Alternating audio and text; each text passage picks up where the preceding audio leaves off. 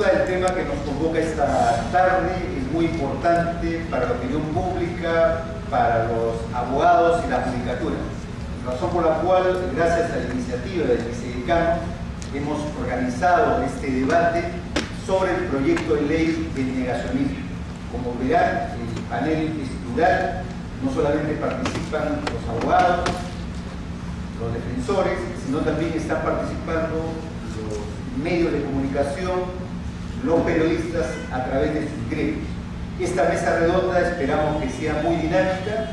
Vamos a dar inicio con el tiempo limitado a cada participante para poder exponer de manera sistemática. Vamos a dejar en primer lugar en el uso de la palabra al doctor Víctor Cubas. Y quiero agradecer la invitación para participar en este seminario de análisis jurídico de la ley de negacionismo. Es indudablemente un tema que es importante en la coyuntura actual.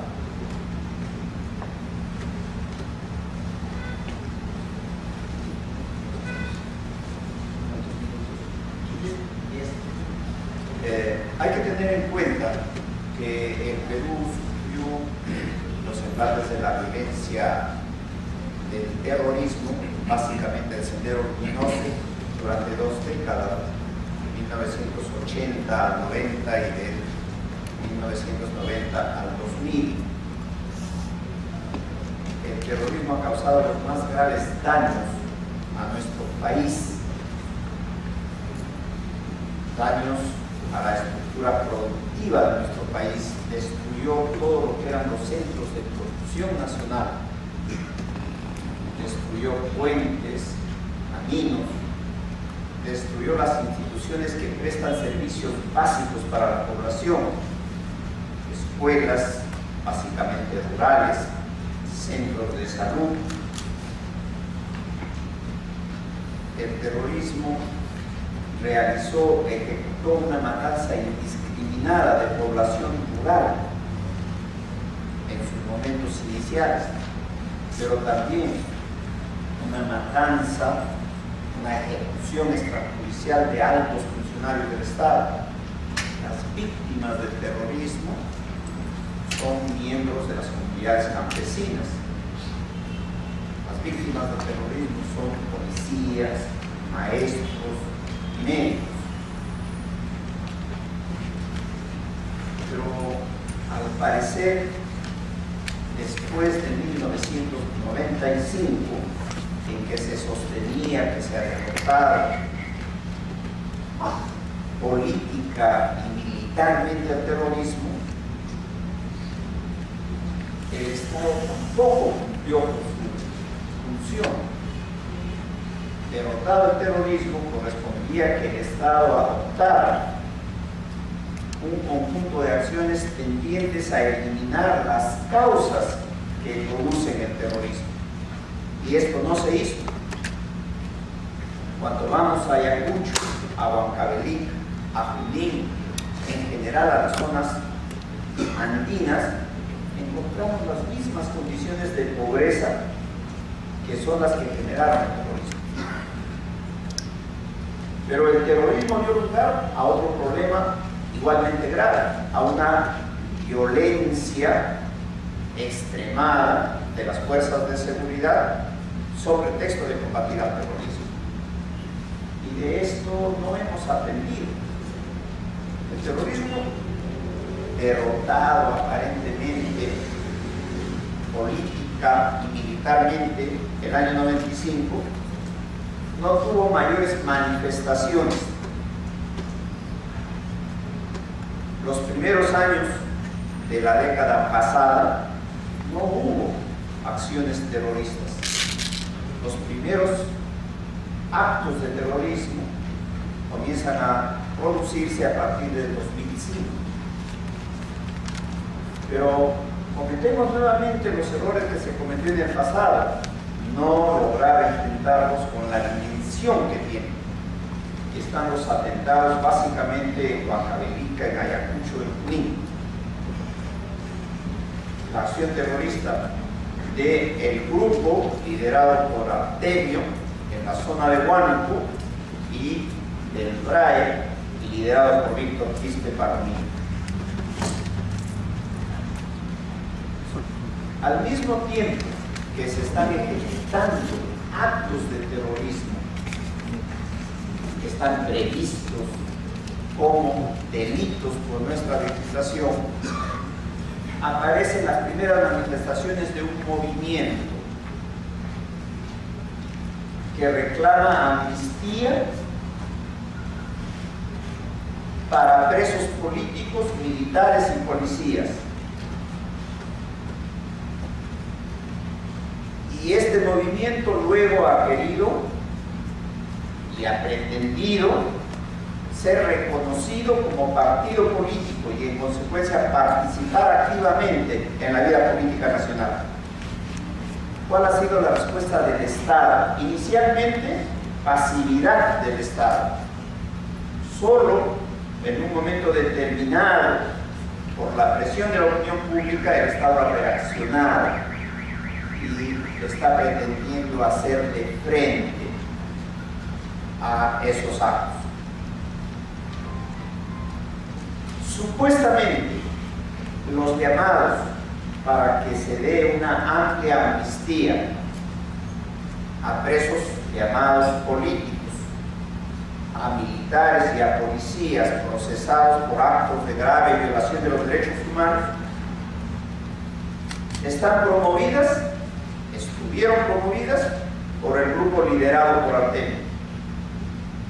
Al mismo tiempo que estaba haciendo su prédica pro amnistía, estaba emitiendo disposiciones para aniquilar a personas que se negaban a pagar cupos provenientes del narcotráfico, de la tala ilegal, de la minería ilegal. ¿Cómo podemos calificar este movimiento? ¿Como un movimiento que realmente quiere la amnistía y el respeto de los derechos fundamentales? ¿O como un movimiento que continúa en sus acciones iniciales de carácter terrorista? La acción del Estado ha sido limitada en este aspecto, al punto que se consideraba que el Estado había derogado el tipo penal apología del terrorismo. Y este tipo penal no está derogado. Lo que el Tribunal Constitucional declaró es que era inconstitucional la existencia de un artículo 7 en el Decreto Ley 25475, que era tipo penal apología del terrorismo, porque este tipo penal estaba previsto en el Código Penal, artículo 316, y con la adecuación que se hizo de la legislación contra el terrorismo, se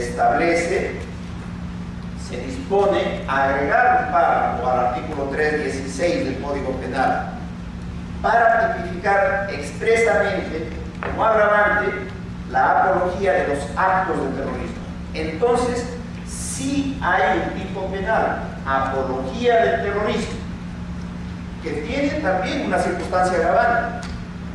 Cuando los actos de exaltación del terrorismo o de la persona condenada como tal se hagan a través de medios de comunicación o a través de internet, la pena será mayor.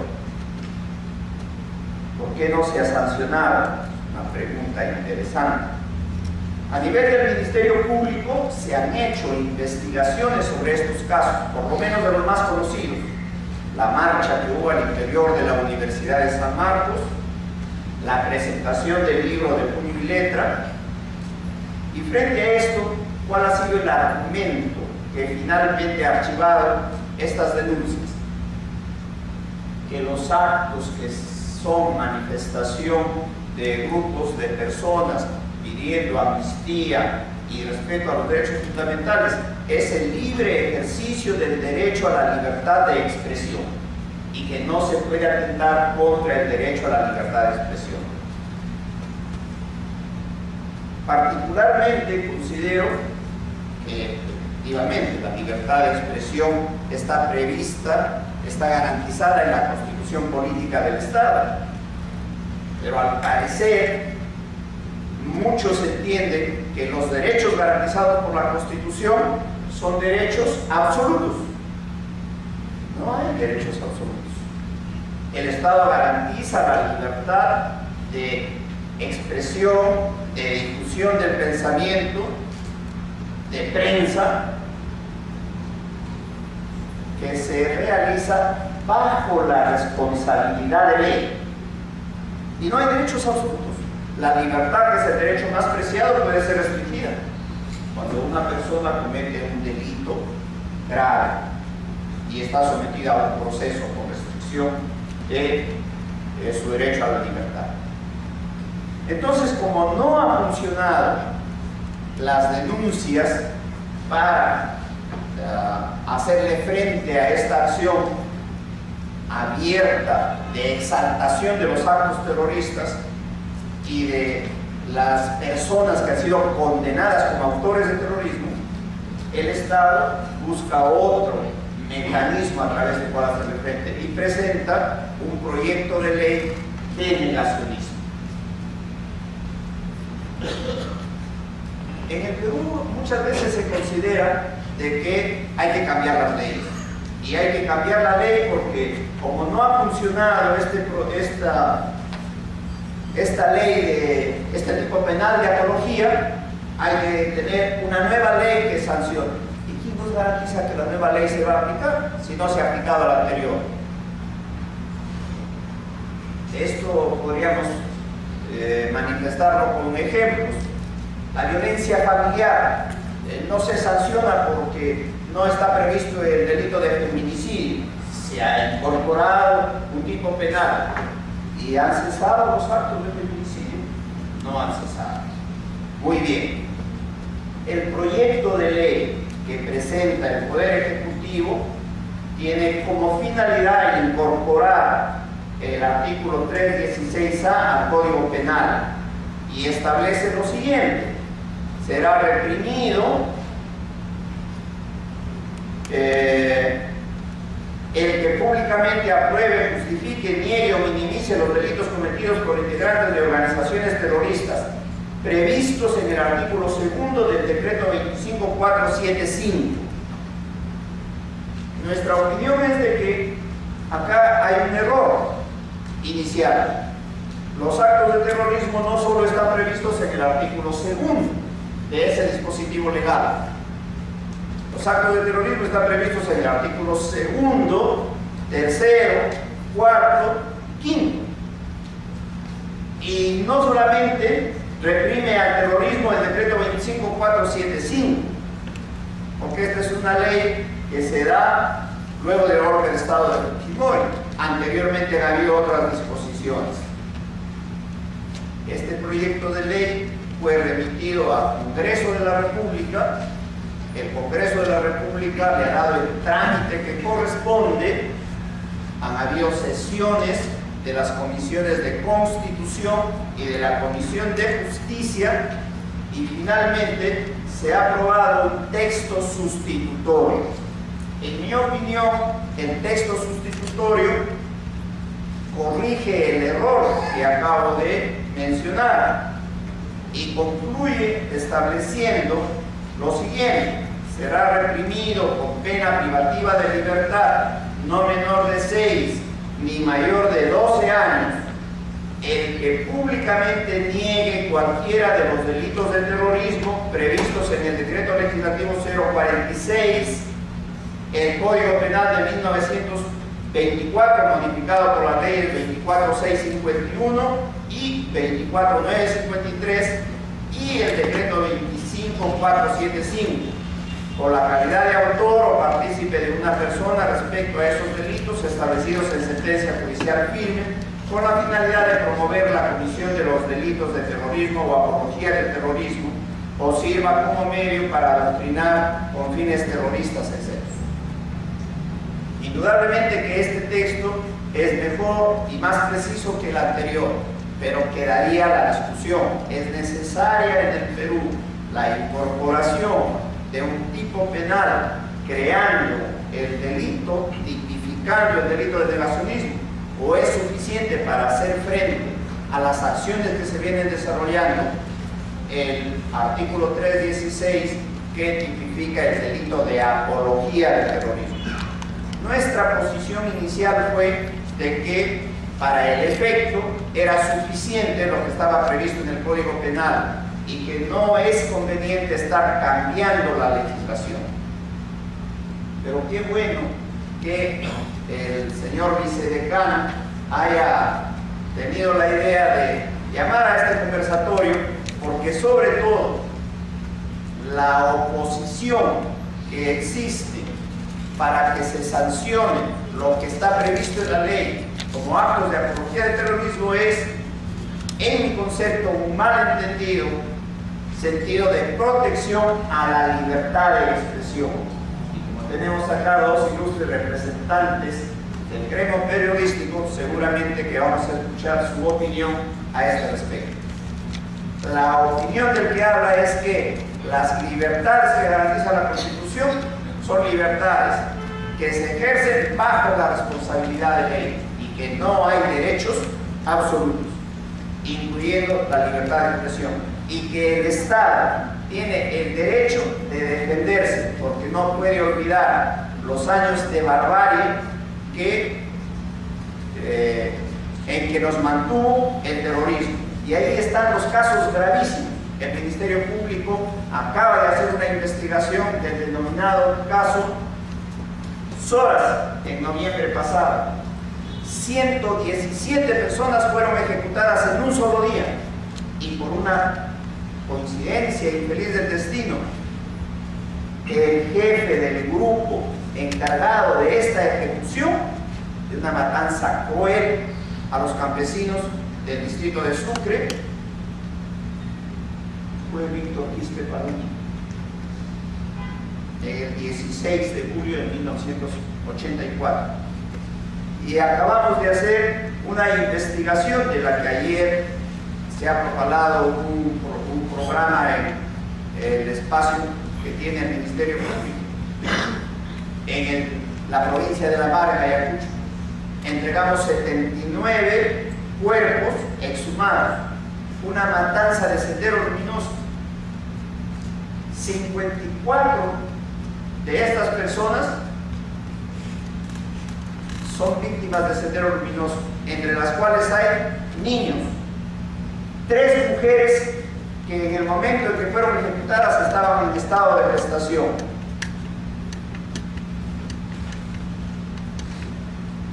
Queremos que regrese el terrorismo. Le podemos creer a quienes ayer estuvieron procesados por terrorismo y ahora son los promotores de Movadef, que sus intenciones son ahora de respetar la vigencia de los derechos fundamentales y reclamar una amnistía en aras de la reconciliación nacional. Creo que eso le corresponde a la conciencia de cada una de las personas. En verdad, cuando tocamos el tema del terrorismo, es un tema tan sensible a lo que estamos trabajando en esta labor tan difícil. Pero sin embargo, hay una armonización, hay una coordinación, hay una colaboración que llevamos a cabo nuestro trabajo con los señores fiscales, al que representa mi amigo Víctor Juan Guerrero. El trabajo es bastante intenso, el trabajo es bastante difícil, porque muchas veces luchamos contra los enemigos que están disfrazados, que están detrás de la cortina. No nos ponen la cara como nosotros lo ponemos. Pero en fin, es parte de la responsabilidad de lo que hemos asumido. Señores, recordar, como bien decía el doctor Cuba, de todos los daños que se han ocasionado al país, los actos terroristas, es realmente muy lamentable y es muy triste. Muchos no hemos logrado entender que el terrorismo creó tanto daño en este país que llegamos al extremo de que el Perú era un país inelegible para la inversión internacional. Y si no hay inversión, obviamente no hay trabajo. Y si no hay trabajo, ¿cómo es que los padres podemos educar a los hijos? ¿O cómo es que podemos alimentar a la familia? Aparentemente, parece que está intrascendente, pero el daño fue muy grande. Y si a eso agregamos que muchos de nuestros hijos se tuvieron que ir del país porque no tenían cómo estudiar o no tenían dónde trabajar, obviamente el tema es grave. Señores, lo que les comento no es una historia falsa, es una historia real. Yo estoy muy convencido que el terrorismo nunca ha estado vencido y no está vencido.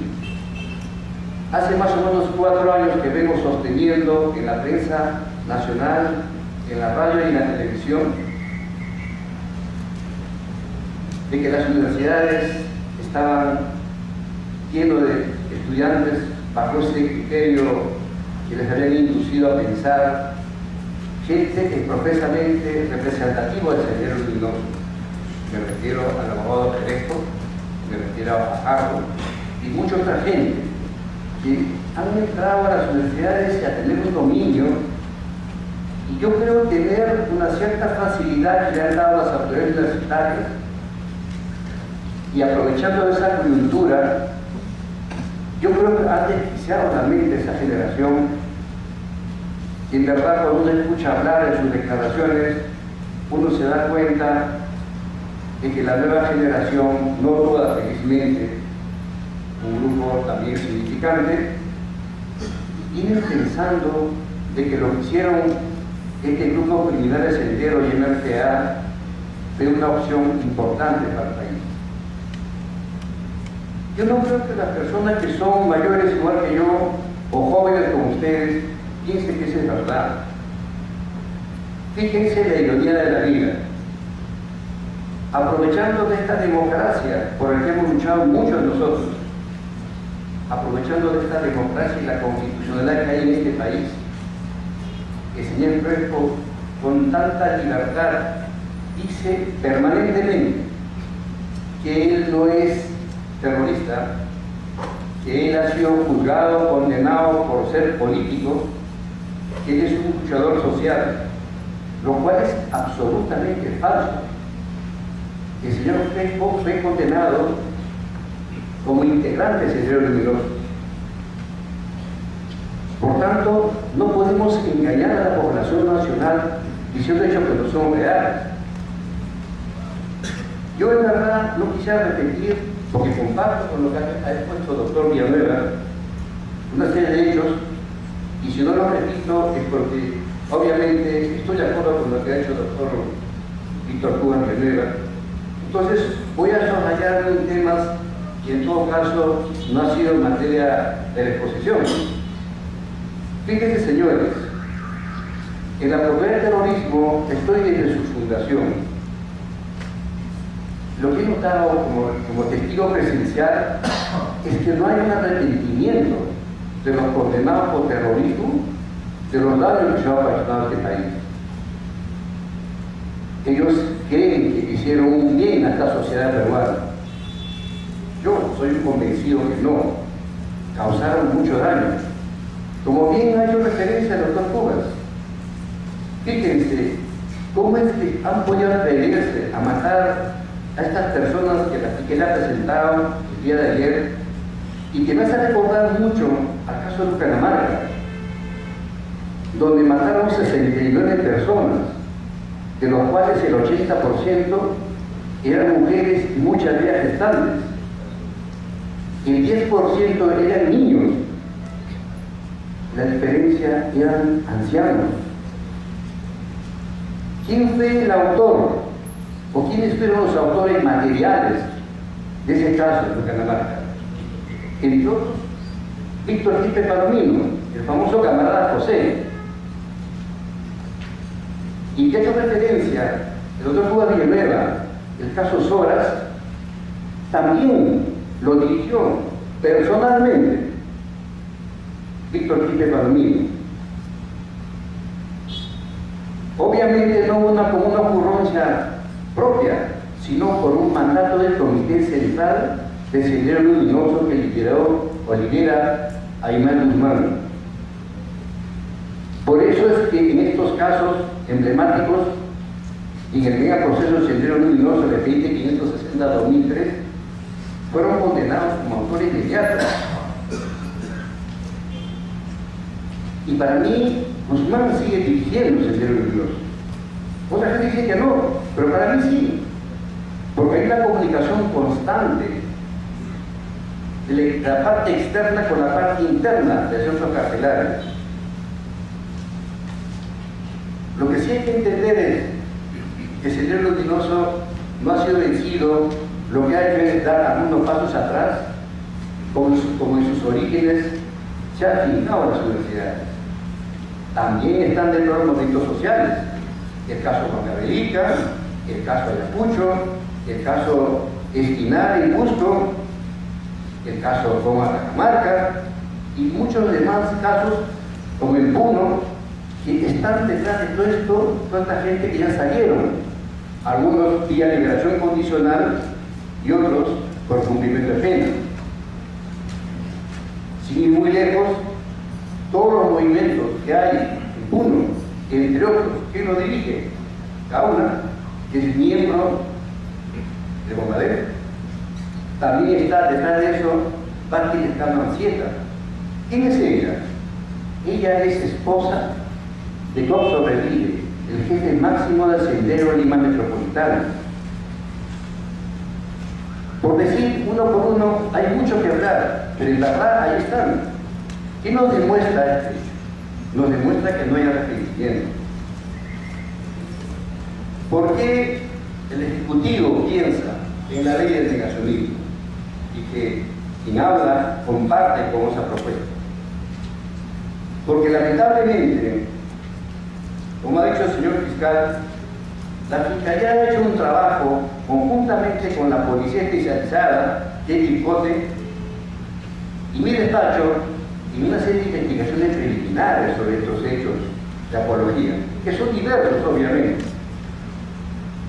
Y quizás el más importante y el más gravitante de todo fue la presentación del libro Puño y Letra que fue en Hotel La Riviera, que se produjo más o menos hace 3 años y medio atrás. Hicimos un trabajo de la Fiscalía denunció por apología, y al final el Poder Judicial consideró no pertinente abrir instrucción y lo mandó al archivo. Apelamos, la Sala Penal Nacional confirmó esa resolución. La Sala Penal Nacional confirmó esa resolución. Pero lo bueno de todo es que al actuar de esta manera el Poder Judicial está yendo en contra del espíritu de lo que señala o ha señalado en la sentencia 010, en el caso Tineo, la resolución 010 del 2003, en donde obviamente se dice cuáles son las condicionantes para que se tipifique o se considere apología al terrorismo. No obstante que en este caso que he hecho referencia se cumple con los requisitos, el Poder Judicial hace caso omiso de esto. Haciendo una evaluación integral de mi despacho, más o menos se han presentado como 96 casos de investigación sobre apología. Solo 2 casos han prosperado, uno en Huaraz y otro en Ayacucho. Todos los demás han sido archivados uno tras otro. Dada la posesión del Poder Judicial en el caso del libro Puño y Letra, mi despacho ha planteado una demanda de acción de amparo para lograr que este caso llegue al Tribunal Constitucional, en donde estoy absolutamente seguro que voy a ganar ese caso porque está relacionado a esa sentencia 010 a que hago referencia. Y en verdad, cuando se habla de libertad de pensamiento, y que también ha hecho referencia al doctor Puga, la libertad no puede ser absoluta. Y justamente En la parte considerativa, en el fundamento legal 83 de esta sentencia, dice el tribunal expresamente de que las libertades no son absolutas. Dado las circunstancias, el Estado, al elegir el Poder Ejecutivo, puede ponerle límites. Y eso es lo que ha pasado. El Ejecutivo, como no existe impedimento legal, le ha puesto parámetros y ha dicho de que esta libertad no puede ir más allá de lo que debe ir, como muchos pensadores en este actitud primera sendero se benefician en una forma maliciosa y de mala fe. ¿Por qué pensamos nosotros en el negacionismo? Como su nombre dice, esto se retrotrae al holocausto, ¿no? Cuando los Países Bajos y los países de Europa sufrieron el tema del negacionismo en el holocausto, y muchos países, entre ellos Francia, Suiza, Bélgica, Austria, Alemania, muchos otros países lo convirtieron en una norma legal el que actúa de tal manera que quiere distorsionar la verdadera historia del Perú. Y en este caso, los dirigentes de Sendero, los condenados de Sendero por delito de terrorismo, vienen negando día tras día el daño ocasionado, ha motivado que el Ejecutivo presente este proyecto y que fue presentado al Congreso de la República con fecha 28 de agosto del año pasado y que hasta ahora, obviamente, el Congreso no ha dado a la discusión del caso esta norma. Nosotros somos muy convencidos de que mientras disputamos la eficacia legal de apología que ha diseñado el Tribunal Constitucional en esta sentencia que les he hecho referencia, consideramos que la ley de negacionismo debe ir. Yo no pretendo justificar que con la ley de negacionismo vamos a solucionar el problema. Eso tampoco es verdad. Pero necesitamos que esta gente no sigan burlándose, no sigan justificando, no sigan desmoralizando a esta gente afectada de nuestros pueblos andinos y altoandinos en donde causaron tanto daño. Yo creo que todos ocupamos una responsabilidad en esto. Yo creo que todos debemos apoyar esta ley del negacionismo porque no es un capricho de nadie, sino simplemente es una consecuencia natural de alguna acción que hay que tomar en nombre del Estado para que se tipifique y para que mi despacho, los señores fiscales y los señores jueces tengamos la herramienta legal necesaria para frenar, para que esta gente no siga pensando que el terrorismo fue algo beneficioso para el país. Lo que hay que decir a esta gente, por lo menos, es que dejen de mofarse, que dejen de libremente ensalzar, dejen de hacer loas, dejen de sustentar y justificar todos los crímenes que se han producido en este país. Está por demás decirles de que yo he hecho un análisis muy frío en esto. Yo creo que la única alternativa que queda ahorita frente a la situación en que se encuentra, digamos, la figura legal de apología, es que el Congreso emita esta norma legal que considero que nos va a servir como herramienta legal para seguir enfrentando a estos criminales que tanto daño han causado y vienen causando. Lo más grave es que se han afincado en las universidades para continuar engañando, para continuar desarrollando su plan de acción. Fíjense qué curioso, Sendero estaba en contra de la democracia. Sendero dinamitaba ánforas, dinamitaba locales de votación, pero resulta que ahora quiere legalizarse. Pero en verdad, ¿es lo que quieren? No. Lo que pasa, ellos quieren aplicar, ¿no?, esa famosa historia griega, Helena de Troya. O sea, nos quieren vender aparentemente una paz, pues en el fondo su propósito no es eso. Lo que quieren es asumir, controlar y gobernar el Perú. Eso se quiere, pero bajo sus premisas, bajo los argumentos que ellos sostienen. Y dicen, ¿no?, que la alternativa es Mamadeiro, pero resulta que Mamadeiro, como punto principal de su estatuto, aplican el pensamiento Gonzalo. El pensamiento Gonzalo, mis queridos amigos, significa crimen, asesinato, matanza, pobreza, desgracia en este país. Porque el único camino que ellos buscan es asumir el control del país, no importándoles qué medios utilicen, qué daños ocasionen. Por lo demás, señores, muchas gracias por escuchar. Quisiera primeramente agradecer la invitación que ha realizado el señor decano del Colegio de Abogados de Lima, el doctor Raúl Caname Orbe, así como ingeniero decano, el doctor Mario Morel. Y además, felicitar también la exposición del doctor Víctor Juan Villanueva y el doctor Julio César Galindo Vázquez, procurador de alto sobre terrorismo. En realidad, nos han hecho una exposición importante, realista, que yo creo que todos los que estamos aquí no apoyamos el terrorismo. La ponencia del colegio del cual represento simplemente es tratar de defender nuestra profesión, que es informar, que es la libertad de expresión que es un derecho de la sociedad, que es un derecho de trabajo para nosotros. Debemos también exigir el pleno respeto al ejercicio y rechazamos esta ley en realidad. Eso no quiere decir que estamos de acuerdo con el terrorismo, al contrario. Pero si ya tenemos de por medio,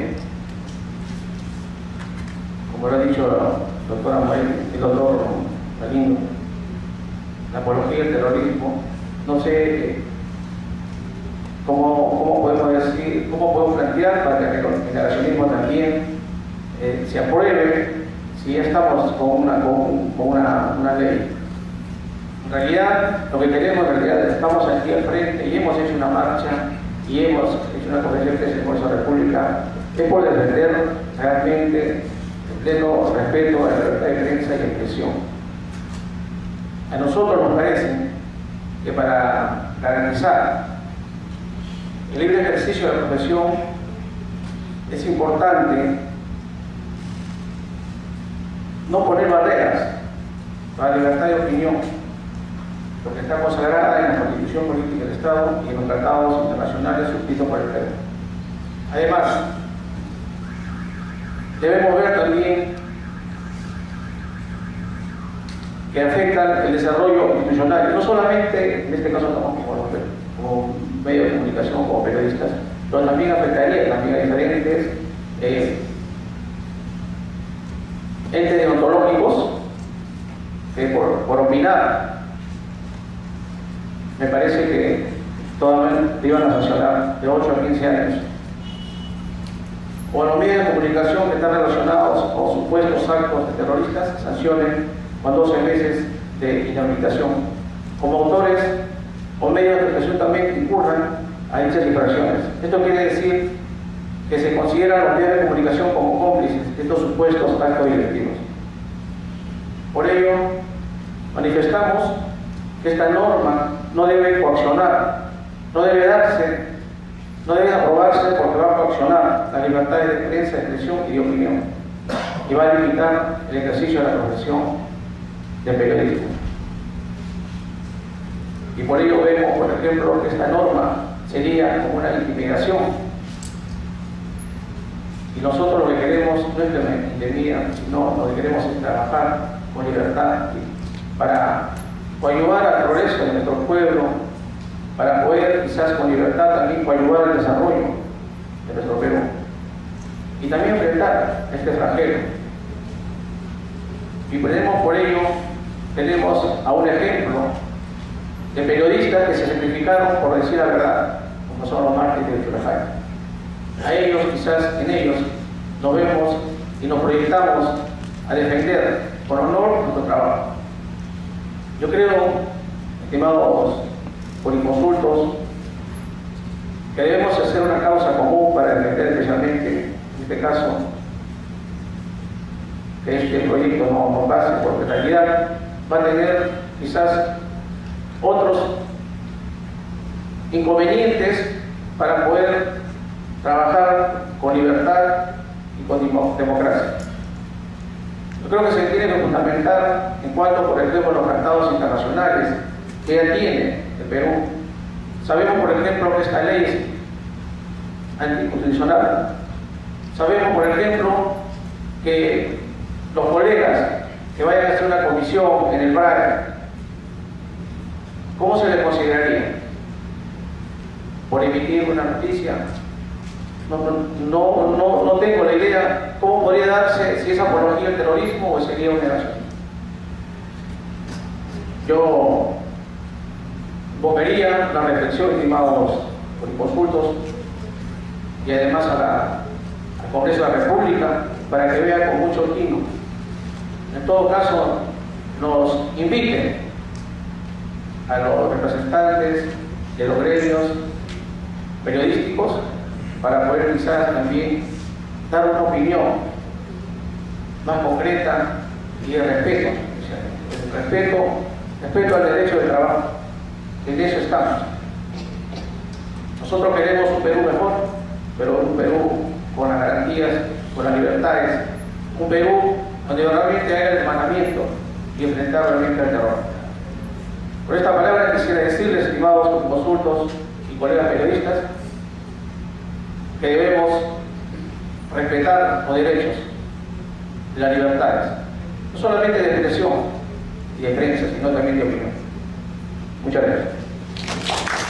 El Poder Ejecutivo presentó al Congreso el proyecto de ley que tipifica el delito de negacionismo de la violencia terrorista y que impone una pena privativa de la libertad no menor de 4 años ni mayor de 8 años, al que públicamente apruebe, justifique, niegue o minimice los actos cometidos por organizaciones terroristas y establecidos en una sentencia judicial firme, proponiendo la incorporación del artículo 316A al Código Penal con el concepto negacionismo de los delitos de terrorismo.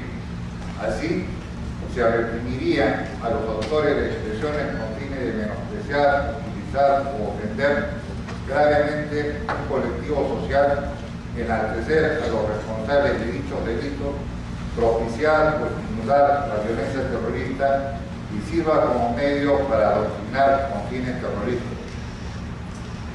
Al respecto, debemos señalar que estamos convencidos del valor de la libertad de prensa en todas sus formas que se le considere y cualquiera sea el medio empleado. Su práctica responsable es una de las mayores garantías para el Estado de Derecho, la democracia, la justicia social, la paz y los derechos humanos. Es ético, por lo tanto, mantener su propia convicción. Lo contrario es inmoral y atenta contra el prestigio propio y profesional. Las creencias y criterios se fundamentan en principios superiores. Antes de dar precipitadas leyes que vulneren la libertad de pensamiento, se debe de educar a los jóvenes de los actos terroristas acontecidos desde la década de los años 80. No es constitucional tratar de cambiar la forma de pensar con normas, que es un tema de educación más que de persecución penal.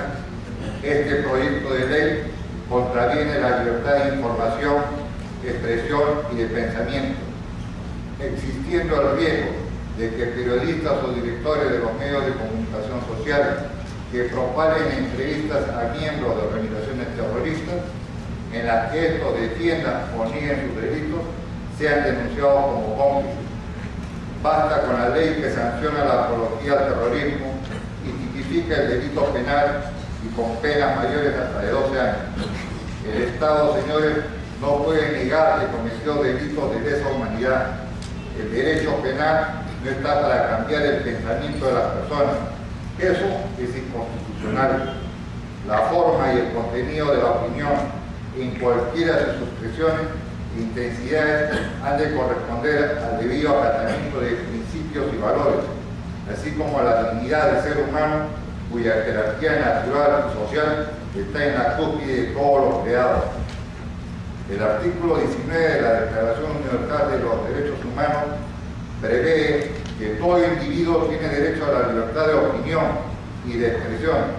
Este derecho incluye el de no ser molestado a causa de sus opiniones, el de investigar y de recibir información y de opiniones, y el de difundirlas sin limitación de fronteras por cualquier medio de expresión.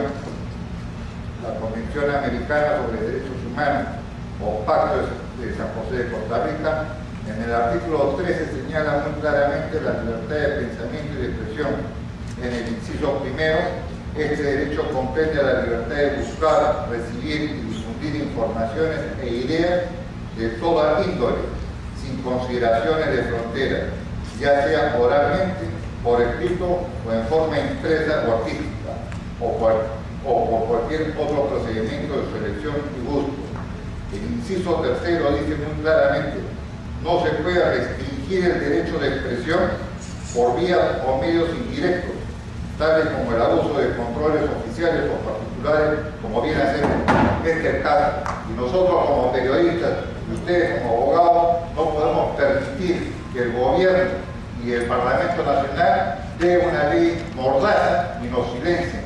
No estamos en contra ni apoyamos el terrorismo, hemos estado en la época del terrorismo y hemos puesto el pecho, y no es como escuché antes acá que nosotros no dimos la cara. Sí dimos la cara. ¿Te acuerdas cuando estuvimos en el peruano, Raúl?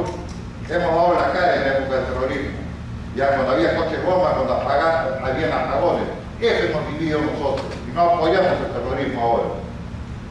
En ese sentido, es una vergüenza que el Congreso de la República no haya tomado en cuenta la opinión del Colegio de Periodistas del Perú, de la Federación de Periodistas del Perú, de la Asociación de Periodistas del Perú. El ministro del Interior, Wilfredo Pedraza, ha dicho: la ley es legítima, la libertad de expresión está garantizada en el marco del respeto al derecho de las personas. Negar que el país hubo una agresión por parte de dos grupos subversivos no tiene nada que ver con este derecho. Sin embargo, la vicepresidenta Marisol Espinosa tuvo declaraciones divergentes. Vamos a discutir el proyecto de ley en la bancada de Gana Perú. Hay que analizarlo en toda su amplitud. Podría ser un poco peligroso. El exministro Víctor García Tomás, miembro del Tribunal Constitucional, criticó la ley porque consideró que podía ser perjudicial para la libertad de expresión y se podría llegar a caer en la represión. Además dijo que la ley era parcializada porque solo aludía a la violencia de Sendero Luminoso y del MRTA. El entonces presidente del Poder Judicial, César San Martín, dijo que la Corte Suprema haría una revisión cuidadosa del proyecto de ley para garantizar que no se recortase la libertad de los ciudadanos. Dada su importancia, estoy trabajando con un grupo de expertos para determinar si una ley como esta es proporcional. La pregunta que uno debe hacerse desde la política penal es si esta ley es necesaria, si la criminalización de conductas especialmente aberrantes que lesionen el sentimiento colectivo debe ser enjuiciada por el derecho penal. César Hildebrand ha dicho: yo no estoy de acuerdo con ninguna ley en torno a ningún negacionismo, porque el derecho a emitir una opinión es un derecho inalienable. El presidente de la República no estuvo al margen. Ha dicho que es necesario revisar la legislación para cerrar el paso a los terroristas. Este año saldrán terroristas no arrepentidos en libertad y tenemos más terroristas no arrepentidos infiltrados en organizaciones que pretenden ser interlocutores válidos. Hay que enfrentar el terrorismo en la zona de emergencia, pero también el brazo político, a quienes seguro veremos muy activos en las próximas. Actualmente el proyecto de ley se encuentra listo para ser debatido en el Congreso, luego de ser aprobado por las Comisiones de Constitución y Justicia. El presidente del Congreso, Víctor Islas, ha anunciado que se convocará una legislatura extraordinaria para debatir la ley de negacionismo y otros temas sin esperar el receso parlamentario de marzo. Sin embargo, ya estamos en febrero y aún no se ve la convocatoria que supuestamente haría el presidente del Congreso. Es cierto que podría resultar hasta grotesco pedir la libertad de Abimael Guzmán a chicos que ni siquiera habían nacido cuando se les capturó y que jamás tuvieron que comprar velas por paquetes para los apagones, ni escucharon detonar coches bombas a pocas cuadras de su casa, ni mucho menos tuvieron que soportar las matanzas de senderos perpetradas en la sierra y en la selva en esos años, en el que el terror mantenía en zozobra el país. Es cierto que para los peruanos que sufrieron esos años puede resultar, además de grotesco, desesperante escuchar decir a esos muchachos que eso pasó en el Perú. No fue terrorismo, sino fue guerra popular, lucha armada a favor de los pobres, porque buena parte de la gente de Sendero mató, que la gente de Sendero mató fue precisamente la zona más pobre del país, pero por tratar de detener a unos cuantos muchachos confundidos se puede terminar recortando las libertades de muchos de nosotros. Lo que acá se está poniendo en juego es algo demasiado grande, es la libertad de expresión y la libertad de las personas en sí mismas. No solo se pretende callar a la gente, sino mandarla a la casa, si dice o deja de decir tal o cual cosa.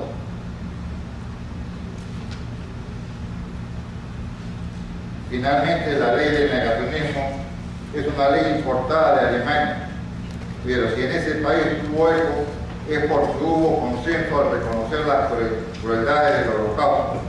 Es absurdo pensar que esta ley tendría éxito para frenar el crecimiento del Movadero, es decir, del Sendero Luminoso. Es un error creer que con una ley se puede frenar los fenómenos políticos sociales, pues deben ser frenados con acciones políticas. El artículo 2, inciso 4 de la Constitución garantiza la libertad de información, opinión y expresión de todos los ciudadanos. La ley de negacionismo es una clara violación al ordenamiento constitucional vigente. Que el gobierno sepa que la prensa no es el cuarto poder del Estado, sino el primer poder de los pueblos libres. Muchas gracias. Hay coincidencia total en todo lo que han dicho. Y esta coincidencia es de que todos estamos contra el terrorismo. No hay nadie que pueda estar a favor del terrorismo. Cuando el Colegio de Abogados dispuso una convocatoria a un foro con la finalidad de todos y cada uno de los que hemos escuchado expongan su punto de vista, tanto a favor o en contra de este proyecto de ley del negacionismo, fue justamente en cumplimiento de lo que señala nuestro secretario. Es decir, la pluralidad para los efectos de que más adelante el Colegio de Abogados de Lima, en base a las conclusiones que se lleguen en cada uno de los eventos que estamos organizando, haga un pronunciamiento. Y aquí nos encontramos nosotros frente a lo que hemos escuchado a los siguientes. Se sostiene de que existe la apología al terrorismo, que está previsto en el Código Penal. Y es una ley, es un delito que tuvo su origen en el decreto legislativo 046 a partir del año 1981. La apología no es nueva. Y lo digo aquí, que estoy en contra del terrorismo porque justamente todos ustedes saben de que he trabajado desde que era estudiante con el doctor Ruiz Reyes.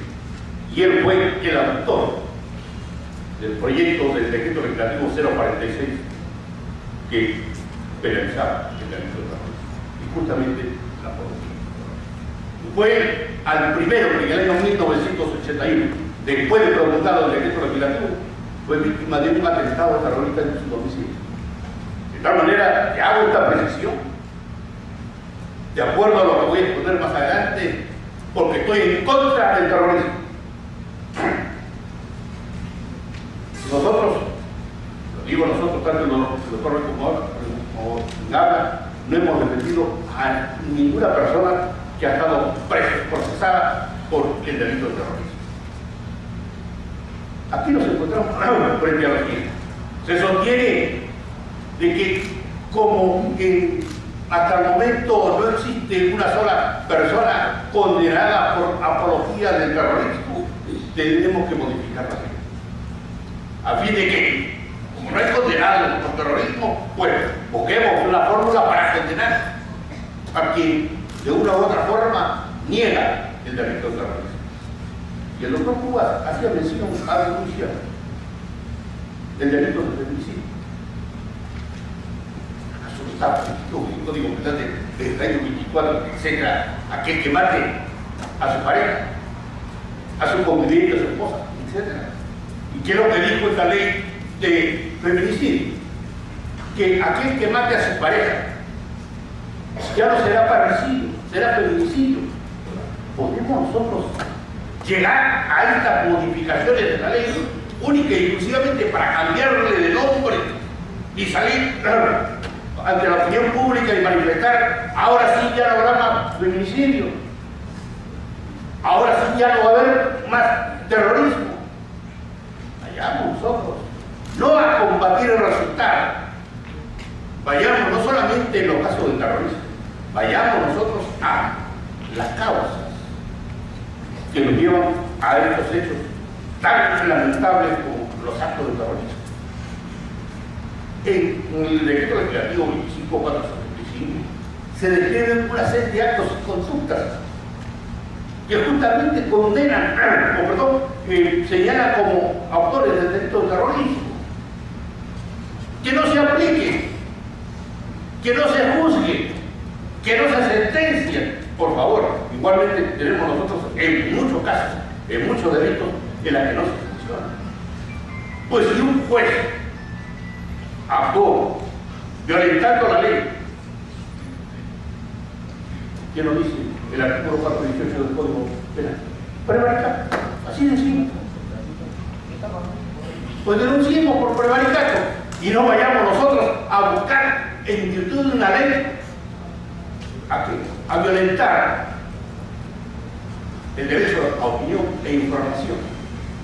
Está protegido no solamente por la Constitución, está protegido por los tratados internacionales, conforme ha manifestado anteriormente la palabra del señor.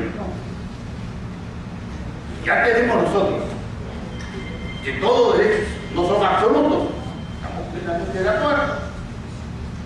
¿Acaso que da una mala información o que quebrar una opinión no es objeto de la Comisión de Derechos Humanos? ¿Por qué justamente buscar o tratar de, en virtud de esta ley o de este proyecto de ley, sancionar todo aquel que niegue? Y aquí quiero levantar un cargo. Quiero levantar un cargo como profesor de la Universidad de San Marcos. Y San Marcos no ha sido ni será nido de terroristas. Que vayan algunos, como lo fueron en el año 87 y 100, que sirvió de pretexto para que Fujimori interviniera las universidades, y concretamente la Universidad Nacional Mayor de San Marcos. Era un grupo, pero teníamos libertad. Yo dictaba clases a las 10 de la noche, 11 de la noche, en la época del terrorismo. ¿Acaso alguien que atentó contra alguno de nosotros? Y allí que, si queremos nosotros sancionar, vayamos nosotros a la causa. Y la pregunta que le propongo al doctor Marito y al doctor Gobierno: ¿consideran ustedes que el Estado está haciendo lo suficiente y lo necesario para ir a llegar a establecer cuáles son las causas que llevan a la comisión del delito de terrorismo? Y si así fuera, da lugar a que se dicte o se promulgue esta ley de negacionismo. Yo creo que acá debemos hacer algunas reflexiones al respecto. Se está hablando de que la libertad no es absoluta. Y es cierto, la libertad no es absoluta. Pero tampoco pretendamos que con una ley logremos que la restricción sea absoluta. Ese es el riesgo que se está corriendo actualmente con este proyecto de negacionismo, que es una idea, es un tema que nació en la Alemania después de la posguerra, justamente para sancionar a aquellos que cometieron los actos genocidas en los campos de concentración. Y a su vez también se sancionaron algunos historiadores. Yo quiero remontarme un poco a lo que ha ocurrido o lo que ocurrió en Italia. En Italia hubieron 2 historiadores que fueron sentenciados por tan solo revisar la historia del fascismo en la época de Mussolini.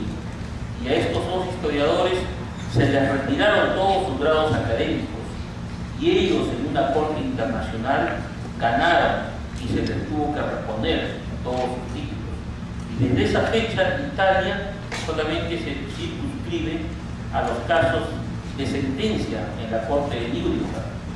En el caso de España en el año 2007 el Tribunal Constitucional lo declaró por resolución que esta ley era no solamente inconstitucional, sino que era un atentado a la libertad de prensa y a la libertad de expresión. Entonces pues vemos que Europa también ha estado retrocediendo al respecto con este proyecto que nació única y exclusivamente para reprimir los casos del genocidio nazi. En el Perú se está dando una figura muy singular, en el cual se está pretendiendo sancionar con las máximas penas a aquellos que cometan este delito en los medios de comunicación y en los medios electrónicos. Esto es un atentado a la libertad de expresión que está consagrada en la Constitución de la República y en los tratados internacionales. Esto es una ley completamente anticonstitucional. De aprobarse esta ley, quedaría un precedente realmente nefasto para la historia de nuestro país, sobre todo para la libertad y para la democracia, porque esto podría significar que vendrían una serie de lluvias de amparos, no solamente a nivel interno, a nivel nacional, sino también a nivel internacional, que haría que esta ley sea completamente inviable y por el contrario, aquellos delincuentes terroristas quedarían completamente habilitados para poder ejercer una vida política. Yo creo acá que tenemos que hacer un análisis, una reflexión de por qué no ha funcionado la ley que tipifica el delito de apología del terrorismo. Yo creo que acá se tiene que hacer un análisis jurídico al respecto.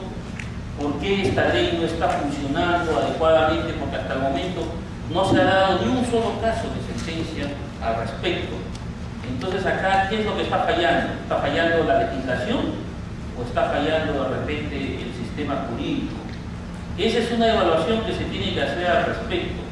¿Y qué nos asegura de que con la ley de negacionismo realmente se logre poner una barrera a aquellos que pretenden insertarse al sistema político, aquellos que han cometido estos delitos de terrorismo y realmente evitemos que logren ingresar al sistema político?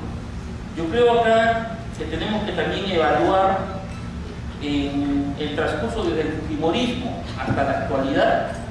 Se han dado aproximadamente 270 casos de indultos de sentenciados por terrorismo.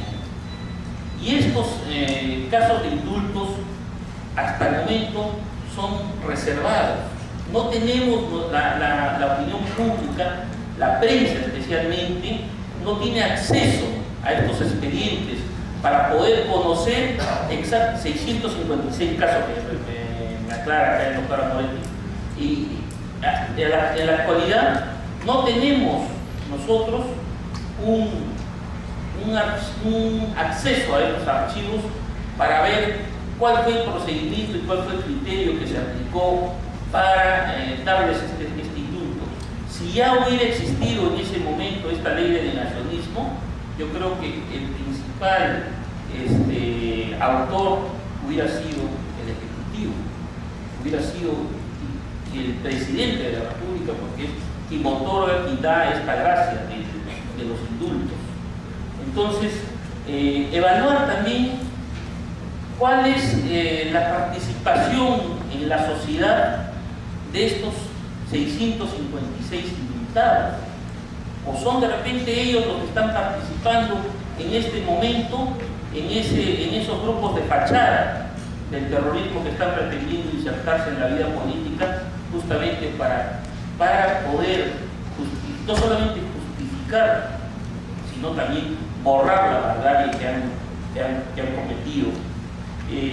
Yo quiero en nombre de la Federación de Periodistas del Perú hacer una propuesta a toda la ciudadanía, hacer una propuesta al legislativo, al gobierno y sobre todo a los gremios profesionales y a los gremios periodísticos, en el cual participemos todos en un pacto de ética, en los cuales los principales actores de este pacto de ética sean los medios de comunicación, conjuntamente evaluando con los colegios profesionales, la conferencia episcopal y los representantes de los partidos políticos, para justamente evitar que las informaciones relacionadas al terrorismo tengan un tratamiento en los medios de comunicación, un tratamiento en el cual se enaltezca a estos personajes y sobre todo su accionar.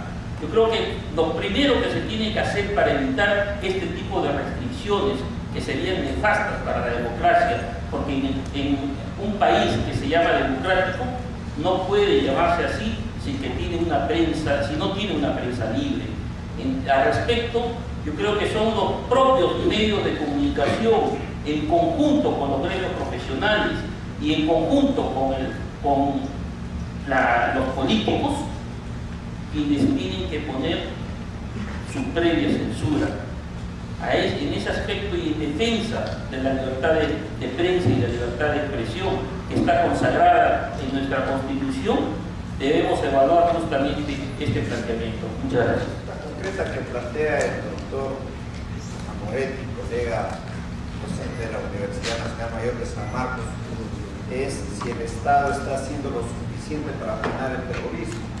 Yo creo que lo manifesté en la corta intervención de que el fenómeno que se presentó en el Perú es que precisamente el Estado incumplió sus obligaciones después de sostener que había derrotado política y militarmente a Sendero Luminoso.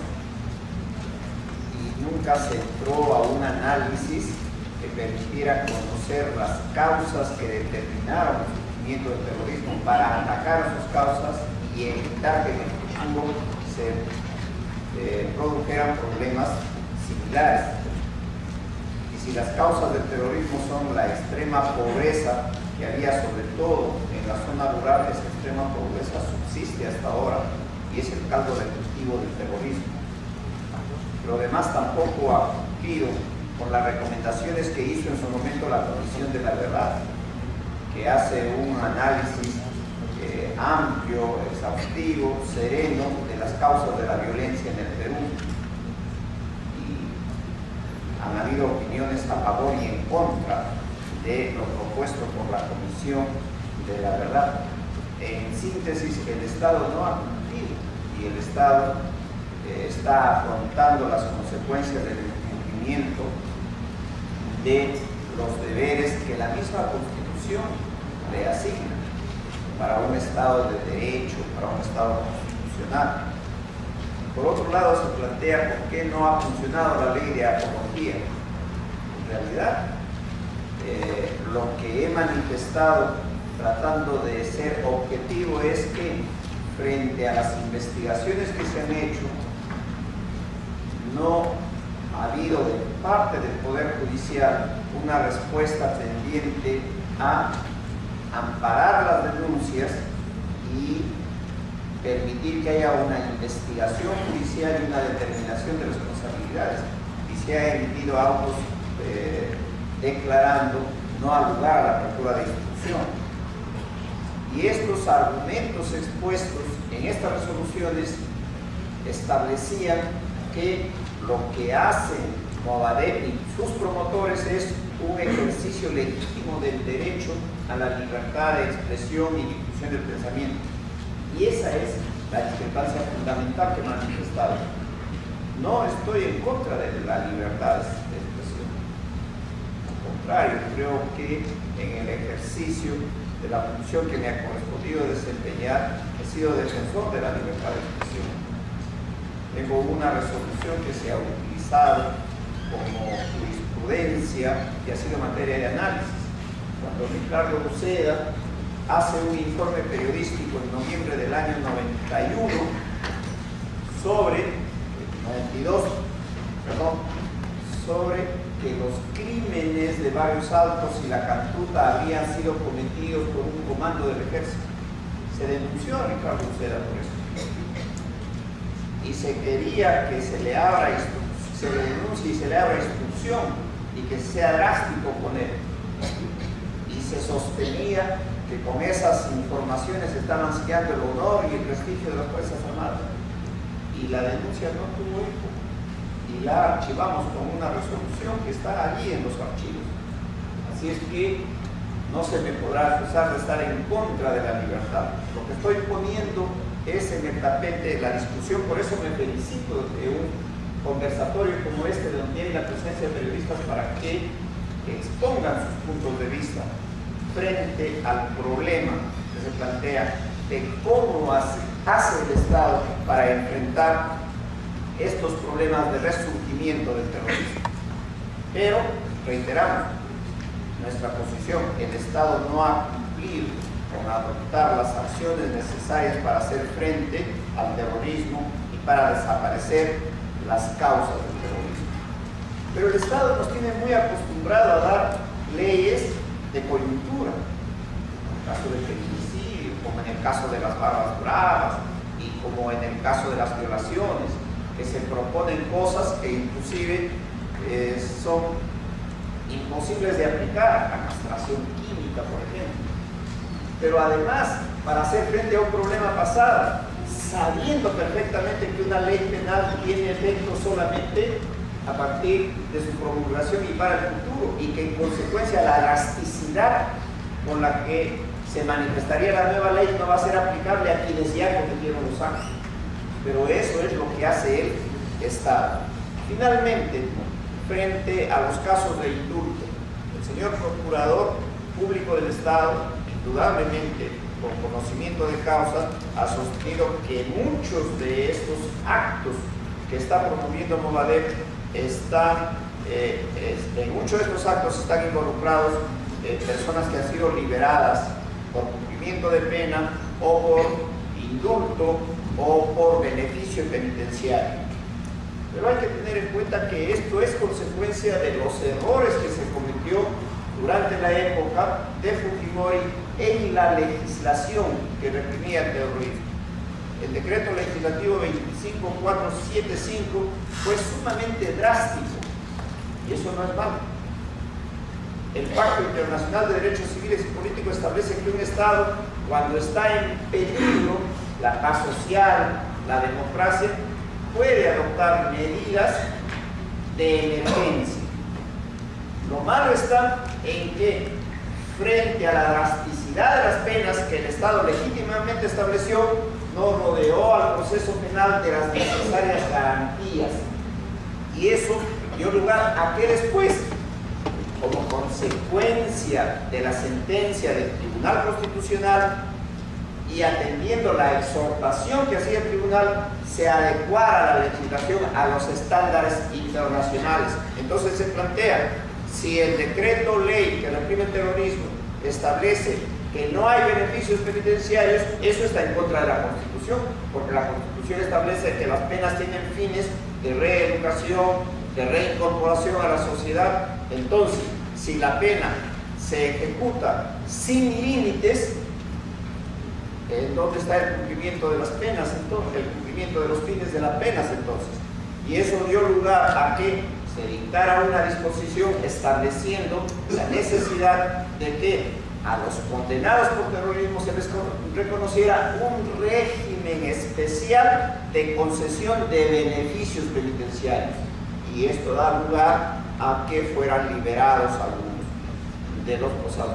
Pero también se dieron otras disposiciones, no fue la única. Se declaró la nulidad de los procesos. Inmediatamente de declararse la nulidad de los procesos, los involucrados reclamaron ser puestos en libertad porque ya estaba vigente la norma que establecía la libertad por exceso de carcelería. Sin embargo, con buen criterio, el mismo Tribunal Constitucional estableció que ese derecho no lo pueden reclamar y que se tendrá que establecer un nuevo cómputo de la prisión preventiva a partir del momento en que se dicta la nueva resolución abriendo instrucción. Entonces, lo que ocurre en nuestro país es la ligereza con que se legisla da lugar a todo este conjunto de errores y luego al surgimiento de problemas que posteriormente no podemos enfrentar. Y este es el caso. No se ha aplicado la ley de apología, no se ha sancionado por una deficiente interpretación, por un exceso de garantismo, y ahora se plantea una ley de negacionismo. La pregunta es, ¿qué seguridad tenemos que esa ley sí se va a cumplir o no va a correr la misma suerte que ha corrido el tipo penal de apología contenido en el Código Penal? El doctor Zúa ya ha respondido, creo, hasta mi intervención. Pero sin embargo, solo una anotación, ¿no? Si quiero precisar que yo no vengo de representación del Ejecutivo, yo mal haría en decir si cumplió o no cumplió con el rol que le corresponde al Estado frente a las demandas, entre paréntesis, que reclamaron o reclaman este grupo criminal que se dio en la Unión Europea. En todo caso, no hay error, ¿no?, de justificar o de negar los fundamentos que este grupo ha perseguido. Pero sin embargo es importante precisar algunos temas. Cuando yo me he referido que hay estudiantes en San Marcos y que hubo muchos silencios en esta universidad, felizmente hace 3 meses más o menos, o quizás 4, con esta gente, el mismo rector de San Marcos salió a decir que en San Marcos sí había estudiantes integrantes, miembros del Señor Unido. Por tanto, es un tema que yo no lo he inventado, está admitido. Y hace mucho tiempo yo sabía por mi inteligencia que esto había. Por otro lado, señores periodistas, a mi modo de ver, la ley de negacionismo no va contra la labor del periodismo, en absoluto. Yo soy un convencido y soy muy amigo de muchos periodistas, tanto escrito como hablado. Prueba de ello, en mis diferentes presentaciones nunca he tenido un conflicto con ningún periodista, porque tengo una excelente relación, porque yo soy una de las personas que comparto la idea de la libertad de expresión y libertad de pensamiento. Con lo que yo no estoy de acuerdo es cuando mucha gente, haciendo abuso de esa libertad, atropella el derecho de los demás, maltrata el derecho de los demás y no quiere que se le diga a estos condenados por terrorismo que ellos no tienen derecho a seguir mancillando todos los daños ocasionados a tanta gente peruana. Ahora, la ley de negacionismo no está dirigido para sancionar ni para penalizar a los señores periodistas. Para que se sancionara hipotéticamente el tema del negacionismo, tiene que estar relacionado ese negacionismo, esa minimización, al artículo 2 de la ley 25475. Y como bien ha dicho el doctor Juan Villanueva, felizmente subsanado mediante una propuesta última que no solo está esta norma, sino están muchas otras normas que guardan relación con el tema del terrorismo. En verdad, yo no veo algún agravio, algún daño contra la libertad de ningún periodista ni ninguna empresa periodística que haga su labor. Porque todos tenemos que entender que la prensa tiene una labor muy eficiente, muy positiva, y muchas veces por la prensa, por el que yo me entero de todos los hechos terroristas que se producen en el país. Yo en algún momento le reclamaba al señor ministro Interior, me decía, señor ministro, yo debo enterarme de los hechos del terrorismo por información de la policía o servicio de inteligencia, pero no, yo me entero y tomo una acción inmediata porque la prensa me hace enterar de todos los hechos que ocurren. Por tanto, si mi fuente de trabajo, si la base con el que yo me entero de los delitos de terrorismo cometidos es por la prensa, ¿cómo es que voy a yo a proponer o a apostar porque esta norma perjudique o limite el derecho a los señores periodistas? Yo creo que hay que ser claro en esto, y también transparente y sincero. Esta ley no va a condenar, no tiene fin de perseguir a ningún periodista, y mucho menos. Obviamente, yo no creo que a ningún periodista en su sano juicio se le pueda ocurrir aplaudir el caso de Lamarca o el caso Sola. Si eso fuera así, definitivamente sería un hecho totalmente complicado. Pero en fin, yo creo que en este tema hay que tener mucho cuidado de dar una opinión porque podemos entorpecer o podemos buscar que no se interprete adecuadamente el propósito de todo. Gracias.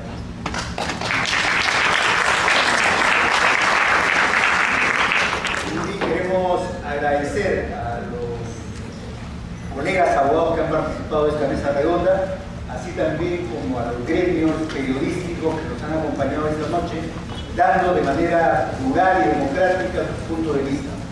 Sin duda todos salimos con nuevas ideas, fortalecidos en la visión que tenemos sobre este proyecto de ley. El colegio oportunamente se pronunciará en un comunicado público en alusión a este tema tan importante.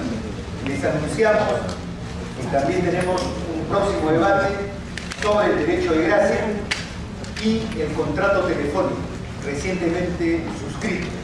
Están ustedes cordialmente invitados. El colegio es un espacio de discusión abierta, plural, siempre planteando el tema jurídico a nivel nacional. Les agradecemos su asistencia y nos volvemos a encontrar en una nueva oportunidad. Un aplauso, por favor.